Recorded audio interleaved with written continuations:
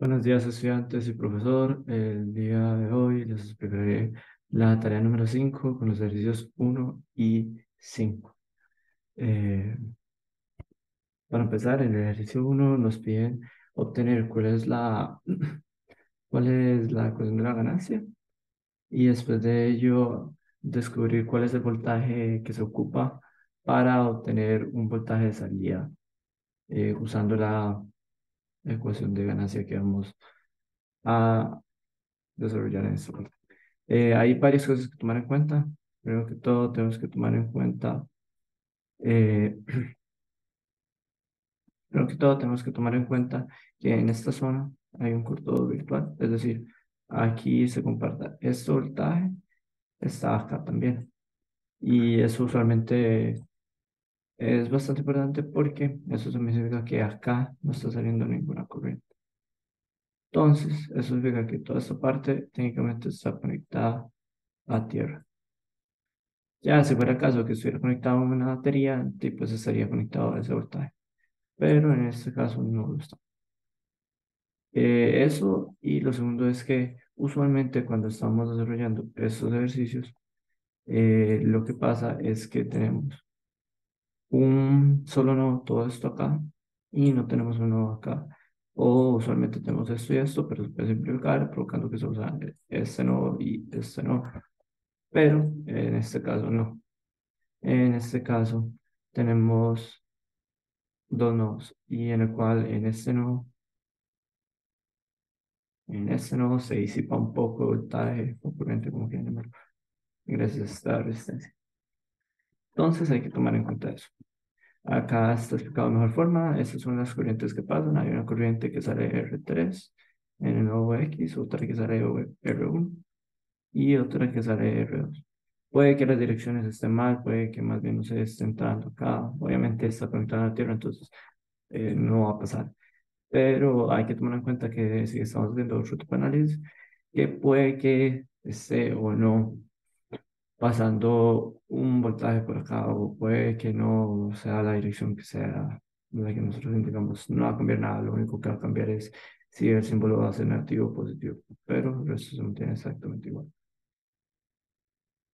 Ahora, para este circuito, primero usamos este nodo, vamos a llamar nodo de solo voltios porque es el del corto virtual. Y en este nodo tenemos que hay dos corrientes, la R4 y la R2. En el caso de R4 tenemos 0 menos Vout, que sería esto acá. Y en el caso de R2 sería Vx menos 0. Entonces, vamos a eso. Y el nuevo X sería más bien que sale por acá y sale por acá. Entonces lo ponemos aquí en la ecuación como U menos menos UX. Y esta, que sería la resistencia de la corriente, sería la voltaje que está en Win. En el diagrama aparece 12 voltios, pero eso solo es por el programa con el que lo dibujé, pero puede ser cualquiera. Entonces vamos a poner Win en vez de 12 voltios. Desplegamos UX y desplegamos UX y lo metemos en esta ecuación. Entonces nos queda, digamos, UX entre menos N, y a partir de ahí obtenemos que la ganancia de voltaje sería 15 entre 5, V entre V. Ahora, en la parte B nos piden que si nosotros tuviéramos un VOUT de 22 voltios, ¿cuál es el VI que ocupamos mínimo, digamos, o máximo, como quieran llamar, para que se mantenga de forma constante el voltaje? ¿Y cómo hacemos esto? Bueno, hay que hacer que se sature, básicamente. Y para saturarla, digamos, tenemos como un gráfico en el cual va subiendo acá el voltaje hasta un punto en el que se mantiene acá. Que ocupamos saber cuál es este punto. Obviamente es una línea más recta. Entonces, para descubrir cuál es este punto, simplemente agarramos nuestra fórmula de ganancia, que nos dio 3. Decimos VO entre VI es igual VO es igual a VI por 3. Y después 3 por VI, mandamos 3 despejar y nos da que el voltaje mínimo sería 22 tercios. Para el ejercicio 5, primero que todo, hay que leer qué es lo que nos piden. tratar de entender lo que nos piden y después de ello ya podemos empezar a desarrollar. Entonces, el ejercicio 5 se trata de que cada radioestación en una zona geográfica determinada tiene asignada una frecuencia portadora, de tal manera que los rangos de frecuencia de las señales de distintas estaciones no se mezclen.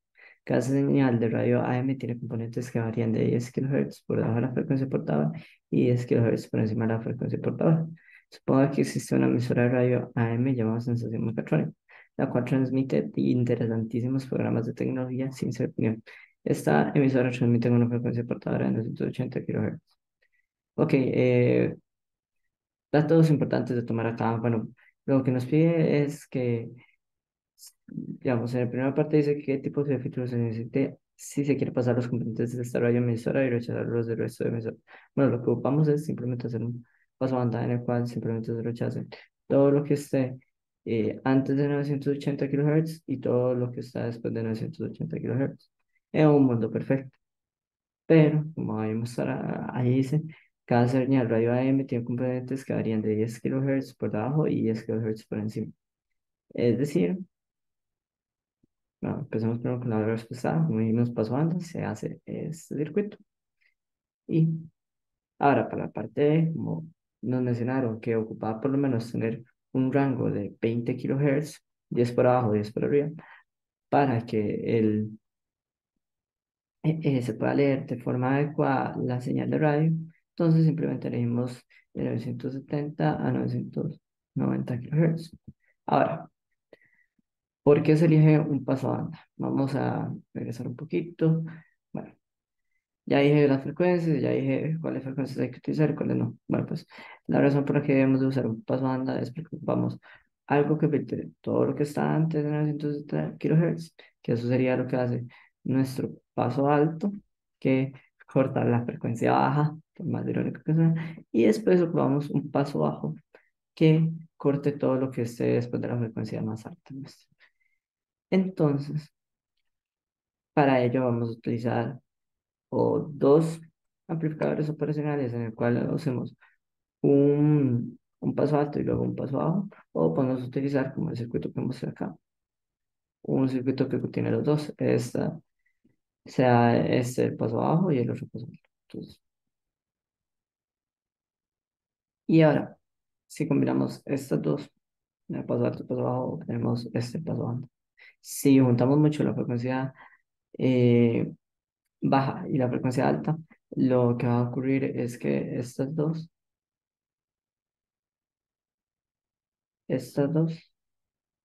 se van a intersecar estas dos frecuencias, entonces terminamos obteniendo algo de este estilo y la ganancia que ganamos es menor. Entonces, por ello es importante siempre elegir dos frecuencias que estén relativamente lejas para que no pase como un techito o un pin acá. Ahora, esa fue la respuesta B y un poquito del por qué se eligió.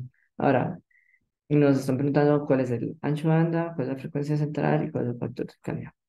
Bueno, el ancho de banda es simplemente cuánto mide en frecuencia desde este punto de la frecuencia baja hasta este punto de la frecuencia alta. Entonces, para sacarla simplemente hacemos frecuencia baja menos frecuencia alta y lo cual nos obtiene que la frecuencia, la banda del paso banda, digamos, la ancho banda sería 20 kHz o bandwidth, como se le va a llamar más tarde, para que lo tengan en cuenta. Luego, para sacar nuestra frecuencia central, podríamos usar un promedio común y corriente, que sería nuestro promedio aritmético, el cual es simplemente sumar 970.000 más 990.000 y dividirlos entre dos, usualmente. Pero como pueden ver en la respuesta, utilizo una fórmula totalmente diferente. Bueno, en realidad, cuando estamos usando una escala logarítmica, no podemos simplemente utilizar una promedio aritmético, ya que el promedio aritmético está hecho para cosas que son de la misma escala. Es decir, que este sea 1, este sea 2, este sea 3 y este sea 4. Pero, como todos sabemos, en la escala logarítmica así no funciona. Obviamente aparecerían más líneas acá, acá, acá, acá, pero está simplificado, entonces para simplicidad nada más aparece una línea, pero esta línea marca que vale 1, esta línea dice que vale 10, aquí dice que ya vale 100, ya aquí vale 1000 Hz, y en esta línea ya vale 10.000 Hz. Entonces, hacer un promedio aritmético no sería como lo más útil, ya que lo que termina provocando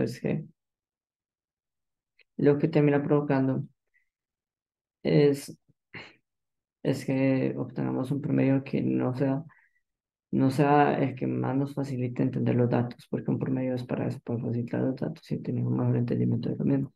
Entonces se usa el geométrico, que es la multiplicación de ambos, y se le hace una raíz. A partir de ello obtenemos 979.095 kHz, que en realidad es parecido a lo que hubiéramos obtenido logarítmico, porque técnicamente ambos están en la misma escala, pero eso es más que todo una ley universal para las frecuencias, bueno, para las escalas logarítmicas. Entonces, para que lo tengan en cuenta. Y luego está el factor de calidad. El factor de calidad nos dice qué tanto va a filtrar, o mejor dicho, qué tanto el corregido se va a aparecer o no se va a aparecer de la anisótope. Es decir, si nosotros tenemos una frecuencia, o sea, como un corregido, una frecuencia de calidad, factor de calidad muy bajo, y vamos a obtener una línea así. La corregida sería que corta más antes que la frecuencia de corte. Ahora, si fuera muy alta, más bien lo que va a pasar es que va a brincar y después baja un golpe.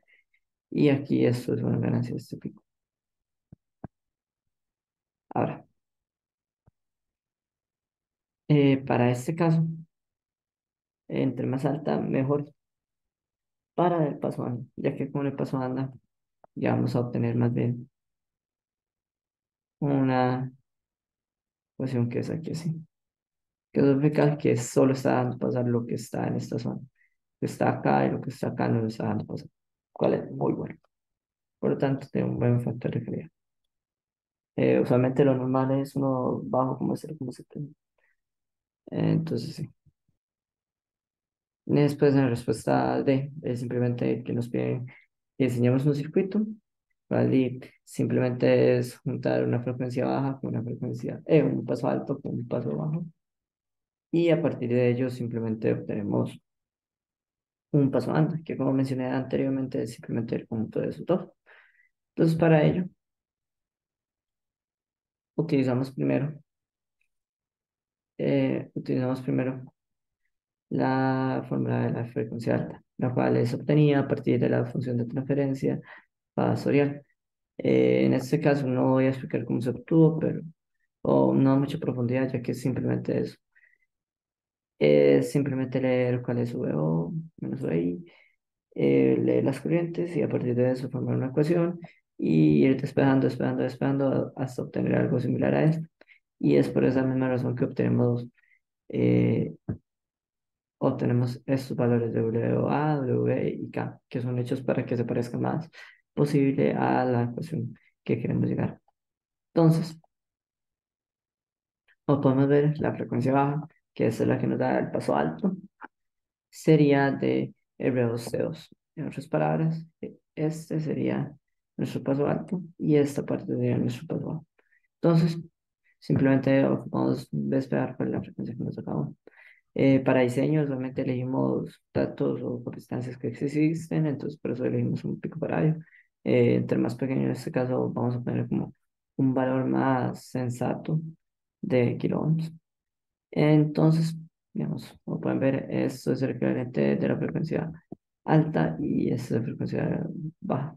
Despegamos ambas, simplemente se utiliza la frecuencia que hemos utilizado la vez pasada y obtenemos estos dos valores de 1030 kiloohms en el caso de el paso alto, paso bajo para frecuencia alta, y en el caso de R2 obtenemos 1100 kiloohms, que es para la frecuencia alta para el paso bajo. Muchísimas gracias por tu atención. Eso es toda la presentación.